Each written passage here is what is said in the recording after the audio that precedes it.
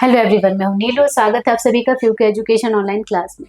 फ्यूके education आप सभी के लिए लाया है बायोलॉजी की मास्टर क्लासेस, जिसमें कि आपको बायोलॉजी के सारे चैप्टर्स के short notes, objective type question long और ये सब आपको सॉल्व करके बताए जाएंगे, जिसमें कि आपको एग्जाम में आंसर किस तरीके से लिखना है, डायग्राम कब कहाँ बनाना है, ये सारी चीज़ें डिस्कस होती है। तो आज की इस क्लास में हम बायोलॉजी का चैप्टर 7 आपके साथ में डिस्कस करेंगे, ह्यूमन हेल्थ एंड डिसीज। तो इसके हम सबसे पहले वेरी शॉर्ट क्वेश्चन को कवर करते हैं। अब इसमें है पहला कि कुछ जो पैथोजन होते हैं वो ऑर्गन या टिश्यू स्पेसिफिक होंगे, मतलब जब भी कोई बैक्टीरिया या वायरस हमारे ऊपर अटैक करेगा तो वो ऑर्गन स्पेसिफिक होगा, मतलब नहीं किडनी पे असर करना है और कहीं नहीं लंग्स पे असर करना। जैसे कोरोना ने सबसे ज़्यादा कहाँ पे असर किया हमारी बॉडी में? लंग्स में, ना कि किडनी, ना कि लीवर, कहीं पे नहीं। ठीक है, तो कुछ ऐसे वायरस या बैक्टीरिया होते हैं जो कि ऑर्गन या टिश्यू स्पेसिफिक होते हैं, तो उनके नाम लिखने हैं।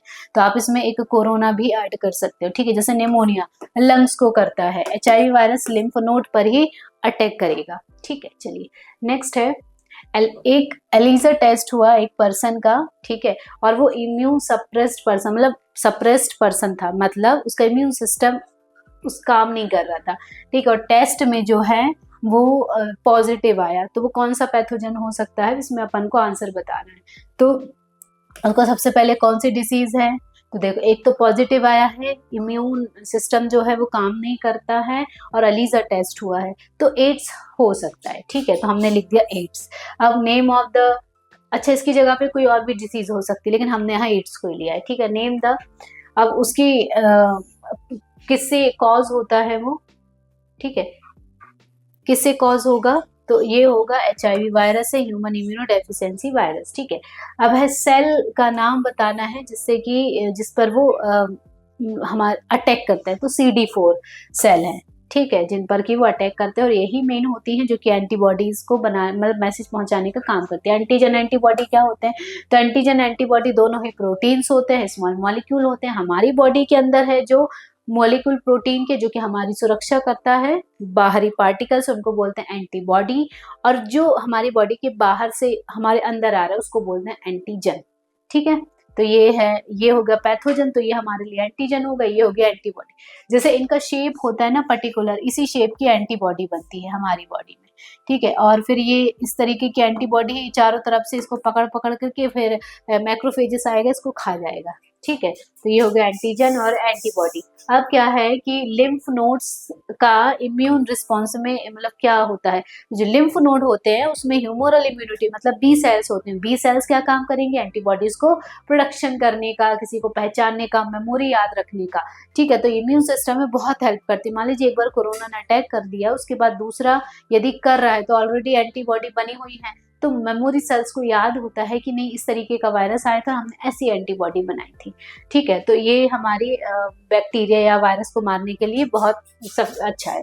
अब है नॉन कम्युनिकेबल डिसीज। क्या होती हैं ऐसी डिसीजेस जो कि छूने से, खाने से, है ना फैले, कम्युनिकेशन से ना फैले। तो एक कौन सी, हार्ट डिसीज है, और कैंसर है, स्ट्रोक है, डायबिटीज है, लंग डिसीज है, आप अर्थराइटिस है, आप कुछ भी ले सकते हैं इसमें। ठीक है, जरूरी नहीं कि आप यही बीमारी लिखें।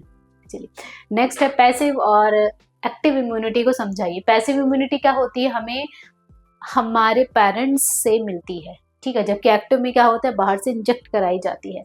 ठीक है, अब इसमें है ये जो है इसमें एंटीजन इन्वॉल्व होते हैं, इनमें एंटीबॉडीज होती हैं, है ना, और ये ड्यूरेबल होते हैं। ठीक है, और ये ट्रांजिएंट होते हैं, और ये नेचुरली एक्टिव हैं जबकि नेचुरली पैसिव हैं, जो कि एंटीबॉडी मतलब प्लेजेंटा से हमें मिलते हैं। ठीक है, तो ये है कुछ पैसिव। अब ट्यूमर बताने हैं, बिनाइन और मैलिग्नेंट ट्यूमर। ठीक है, बिनाइन जो ट्यूमर होता है ये फैलेगा नहीं, जहाँ पे है केवल वहीं पे रहेगा, लेकिन मैलिग्नेंट खतरनाक होता है। वो सेल को, जिस भी सेल में होगा उसको तो इन्फेक्ट करेगा, साथ में अदर जो सेल है ब्लड स्ट्रीम के साथ में जहाँ जा करके इफेक्ट करेगा। ठीक है, मैलिग्नेंट बहुत फास्ट ग्रो होता है, ये थोड़ा स्लो होता है। ठीक है, और ये जो होता है सर्जरी करके, मतलब यदि हम सर्जरी भी कर दें ना तो भी चांसेस होते हैं बहुत ज़्यादा कि ये दोबारा से उभर आए, लेकिन बिनाइन में नहीं होता। ठीक है, तो ये है डायग्राम आप बना दे तो ज़्यादा अच्छा है, बट डायग्राम से बहुत अच्छे से क्लियर हो जाता है। ठीक है, अब हमें ये जो एक आउटलाइन डायग्राम बना है ये क्या है, इसका ये कौन सी ड्रग, इसका नाम लिखना है, तो है ना, तो ये ड्रग है कैनाबिनॉइड्स, ठीक है, मतलब जो गांजा वगैरह होता है वो। ठीक है, अब इसको लेते कैसे हैं, तो इनहेलेशन सूंघ करके लेते हैं या इंजेक्शन खा करके लेते हैं। ठीक है, तीसरा क्या है कि ये किसको अफेक्ट करता है, तो ये कार्डियोवैस्कुलर सिस्टम और हार्ट को इफेक्ट करता है। कार्डियोवैस्कुलर सिस्टम हार्ट से रिलेटेड, इसलिए हार्ट तो आएगा ही आएगा। चलिए नेक्स्ट क्वेश्चन है एमआरआई और सीटी क्या है, इनके क्या यूज होते हैं, पहले देख लेते हैं क्या है इनका फुल फॉर्म। तो एमआरआई का है मैग्नेटिक रेजोनेंस इमेजिंग, मतलब इमेज लेने के लिए मैग्नेटिक रेज का यूज किया जाता है। सीटी कंपाउंडेड टोमोग्राफी, ठीक है, इसमें क्या होगा, टिश्यू लेंगे फिर उसकी इमेज को बताएंगे। चलिए अब इसका यूज कहाँ होता है, तो ये जो कि ये एक्सरे वगैरह में यूज होगा। ठीक है, एमआरआई जो है वो ज्यादा क्लियर इमेज बताता है एज कंपैरिजन टू सीटी। सीटी जो सॉफ्ट टिश्यूज को भी बता देता है, जबकि ये कि इसकी एक 3D इमेजेस बनती है, जबकि इसकी 2D इमेजेस बनेगी। ठीक है, ये भी आप यहाँ पे लिख सकते हैं, ये इमेज भी आप लगा सकते हैं। चलिए, जो गेम्स और स्पोर्ट्स पर्सन होते हैं उनको कैनाबिनॉइड का यूज करने से मतलब पूरी तरीके से प्रतिबंधित, प्रोहिबिटेड होता है, ऐसा क्यों है।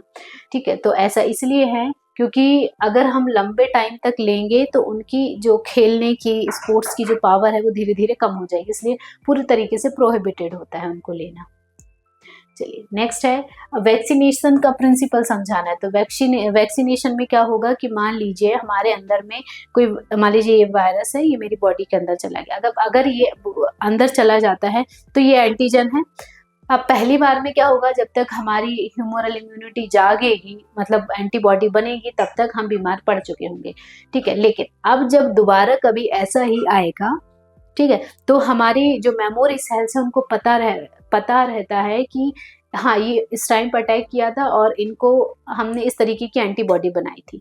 ठीक है, और इसमें क्या कर, है ना, कि अगर मान लीजिए हमारी बॉडी एंटीबॉडी नहीं बना पा रही तो हम क्या करते हैं, बाहर से एंटीजन इंजेक्ट करवाते हैं। मतलब जैसे कोरोना की जो वैक्सीन लगी थी, ठीक है, उसमें क्या हुआ था, कोरोना वायरस का जो डीएनए है उसको निकाल करके और फिर कोरोना वायरस को ही अंदर इंसर्ट करा दिया था। तो हमारी एंटीबॉडी ने जाना कि नहीं ये तो बाहर से आए, चलो अब एंटीबॉडी बनाओ। ठीक है, अब जैसे ही एंटीबॉडी बन गई 2-3 महीने में, उसके बाद मान लीजिए यदि दोबारा से कोरोना होता है तो एंटीबॉडी ऑलरेडी बनी बनाई है, उसको जाकर के मार देगी, तो हम बीमार नहीं पड़ेंगे। ठीक है, तो यही प्रिंसिपल होता है वैक्सीनेशन का। नेक्स्ट क्वेश्चन है कि कैंसर जो है क्या है, तो कैंसर जो है अनकंट्रोल्ड अनडिविजिबल सेल्स की ग्रोथ है।